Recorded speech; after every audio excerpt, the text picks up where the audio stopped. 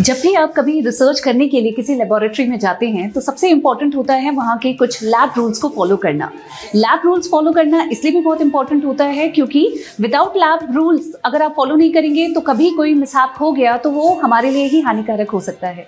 That's why सबसे पहला rule होता है आस्क फॉर असिस्टेंस। अगर आपको किसी चीज़ के बारे में नहीं पता है तो अपने मन से कोई चीज़ करने से बेटर है कि आप अपने सुपरवाइजर या अपने गाइड से उसका असिस्टेंस ले लें और उसके बाद ही कोई एक्सपेरिमेंटल सेटअप को कंडक्ट करें या कोई एक्सपेरिमेंट को कंडक्ट करें।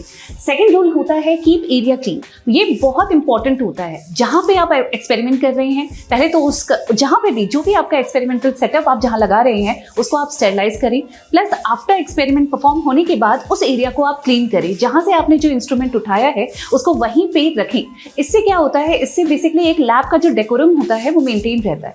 थर्ड रूल की बात करें, ड्रेस प्रॉपर्ली। कोई भी एक्सपेरिमेंट कंडक्ट करना है तो आपके लिए इंपॉर्टेंट है आप लैब कोट्स पहने। विदाउट, क्योंकि हम जानते हैं ना लैब कोट्स हमें प्रोटेक्ट करते हैं। प्लस कोई भी एक्सपेरिमेंट है जहाँ पे स्टेरिलाइजेशन कंडीशन की जरूरत होती है तो भी लैब कोट्स पहनना बहुत मस्ट होता है। सो लैब कोट बहुत इंपॉर्टेंट होता है अपने क्लोथ्स को।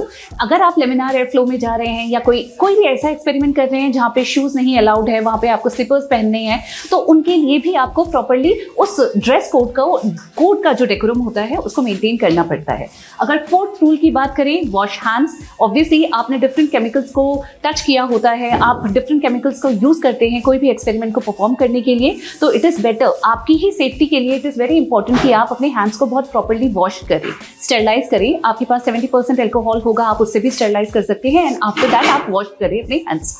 इसके अलावा फिफ्थ जो हमारा रूल है that is take proper safety precautions. कहने का मतलब है अगर आप लेबोरेटरी में अच्छे से एक्सपेरिमेंट करने जा रहे हैं तो लैब की सेफ्टी प्लस आपकी सेफ्टी उतनी ही इंपॉर्टेंट है। तो अपनी सेफ्टी के लिए आपको जो भी आपके रूल्स हैं, जो भी आपके सुपरवाइजर्स के बनाए हुए रूल्स हैं, उनको फॉलो करना बहुत इंपॉर्टेंट है ताकि आपके एक्सपेरिमेंट्स भी अच्छे से कंडक्ट हो सके और आपकी सेफ्टी भी बरकरार रह सके।